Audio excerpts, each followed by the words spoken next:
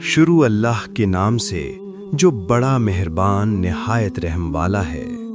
ناظرین، کیا آپ نے کبھی تنہائی کے کسی لمحے میں یہ سوال اپنے دل سے پوچھا ہے کہ کیا ماں باپ قبر میں اپنی اولاد کو یاد کرتے ہیں؟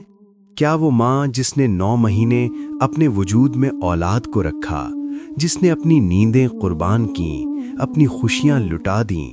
کیا وہ باپ جس نے دھوپ، تھکن اور فکروں میں اپنی جوانی گزار دی؟ کیا وہ رشتہ موت کے بعد بھی باقی رہتا ہے، یا قبر میں جا کر سب رشتے ختم ہو جاتے ہیں؟ یہ سوال صرف جذباتی نہیں، یہ سوال عقیدے، قرآن، حدیث اور آخرت کے شعور سے جڑا ہوا ہے۔ آج ہم اسی سوال کو قرآن و سنت کی روشنی میں بغیر افسانے، بغیر قیاس، صرف مستند حوالہ جات کے ساتھ سمجھنے کی کوشش کریں گے۔ موت کے بعد شعور، سب سے بنیادی حقیقت۔ ناظرین، سب سے پہلے ہمیں یہ سمجھنا ہوگا کہ موت کے بعد انسان بے ہوش یا مٹا ہوا نہیں ہو جاتا۔ اسلام یہ نہیں کہتا کہ قبر میں انسان ایک بے جان مٹی کا ڈھیر بن جاتا ہے۔ اللہ تعالیٰ قرآن مجید میں فرماتے ہیں، سورۃ المومنون آیت نمبر 99-100، حَتَّى إِذَا جَاءَ أَحَدَهُمُ الْمَوْتُ قَالَ رَبِّ ارْجِعُونِ لَعَلِّي أَعْمَلُ صَالِحًا فِيمَا تَرَكْتُ كَلَّا إِنَّهَا كَلِمَةٌ هُوَ قَائِلُهَا وَمِن وَرَائِهِمْ بَرْزَخٌ إِلَى يَوْمِ يُبْعَثُونَ۔ ترجمہ: جب ان میں سے کسی کو موت آتی ہے تو وہ کہتا ہے، اے میرے رب، مجھے واپس لوٹا دے، شاید میں نیک عمل کر لوں۔ ہرگز نہیں، یہ تو ایک بات ہے جو وہ کہہ رہا ہے، اور ان کے آگے ایک پردہ ہے قیامت کے دن تک۔ یہ آیات ہمیں بتاتی ہیں کہ موت کے بعد برزخ کی زندگی ہے، شعور باقی رہتا ہے، انسان حسرت، خواہش اور احساس رکھتا ہے۔ ناظرین، قبر کی زندگی نہ تو دنیا جیسی ہے اور نہ ہی مکمل بے خبری اور خاموشی والی۔ رسول کریم صلی اللہ علیہ وسلم کا فرمان عالی شان ہے کہ قبر یا تو جنت کے باغوں میں سے ایک باغ ہے یا جہنم کے گڑھوں میں سے ایک گڑھا ہے۔ سنن ترمذی حدیث نمبر 2460۔ جب قبر میں نعمت یا عذاب ہے تو یہ بغیر شعور کے ممکن نہیں۔ کیا مرنے والے زندوں کو پہچانتے ہیں؟ یہاں سے اصل سوال شروع ہوتا ہے۔ رسول اللہ صلی اللہ علیہ وسلم فرماتے ہیں کہ جب مردے کو قبر میں رکھا جاتا ہے اور اس کے ساتھی واپس جاتے ہیں تو وہ ان کے جوتوں کی آواز سنتا ہے۔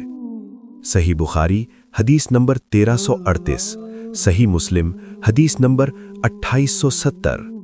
ناظرین، اگر مرنے والا آواز سن سکتا ہے تو شعور موجود ہے، اور جب شعور موجود ہے تو یادداشت کا دروازہ بند نہیں ہوتا۔ والدین کا رشتہ صرف دنیا تک محدود نہیں۔ ناظرین، اسلام میں ماں باپ کا رشتہ محض حیاتیاتی نہیں بلکہ روحانی، اخلاقی اور دائمی ہے۔ اللہ تعالیٰ فرماتے ہیں، سورۃ الاسراء آیت نمبر 23، اور تمہارا رب فیصلہ کر چکا ہے کہ تم اس کے سوا کسی کی عبادت نہ کرو اور ماں باپ کے ساتھ حسن سلوک کرو۔ یہ حکم صرف دنیا کے لیے نہیں بلکہ یہ رشتہ آخرت تک پھیلا ہوا ہے۔ قبر میں والدین کو فکر کس چیز کی ہوتی ہے؟ ناظرین، احادیث سے یہ واضح ہوتا ہے کہ قبر میں انسان کو سب سے زیادہ فکر اپنے اعمال اور اپنے انجام کی ہوتی ہے، لیکن یہ حقیقت بھی ہے کہ اولاد کے اعمال والدین تک پہنچتے ہیں۔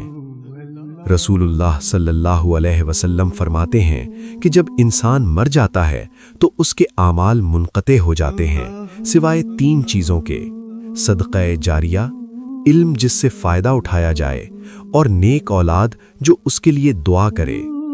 سنن ترمذی حدیث نمبر 1661۔ ناظرین، یہ حدیث ایک فیصلہ کن دلیل ہے کہ والدین کو اولاد کی دعا کا فائدہ پہنچتا ہے۔ والدین کو اس دعا کا شعور ہوتا ہے۔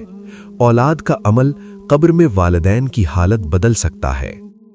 کیا والدین کو معلوم ہوتا ہے کہ کون دعا کر رہا ہے؟ یہ سوال بھی بہت اہم ہے۔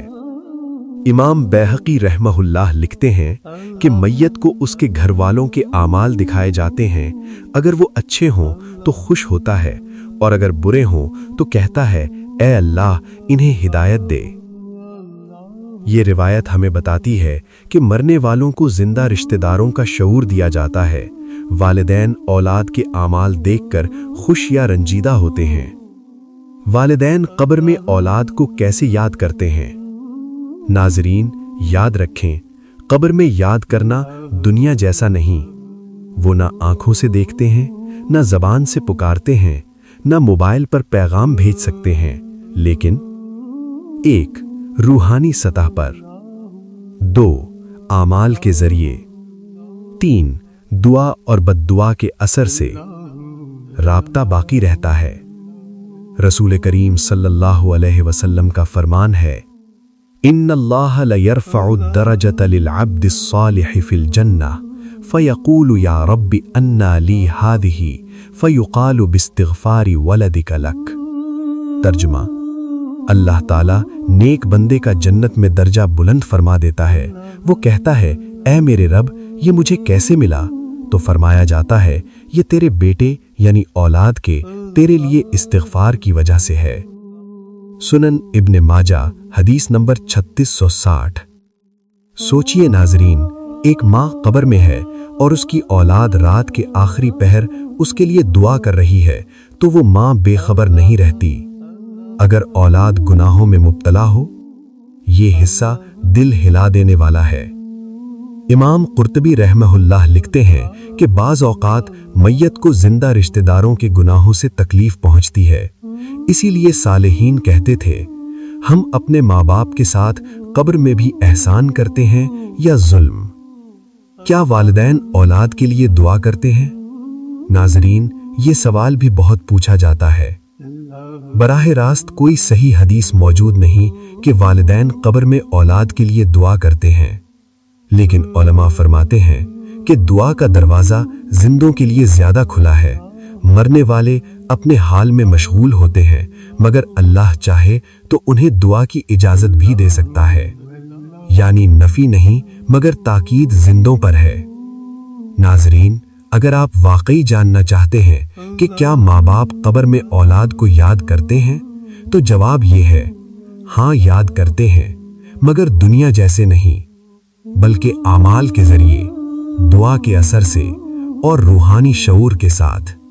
नाजरीन, अगर आपके माँ बाप दुनिया से जा चुके हैं तो उनके लिए सबसे कीमती तोहफा ये है, 1.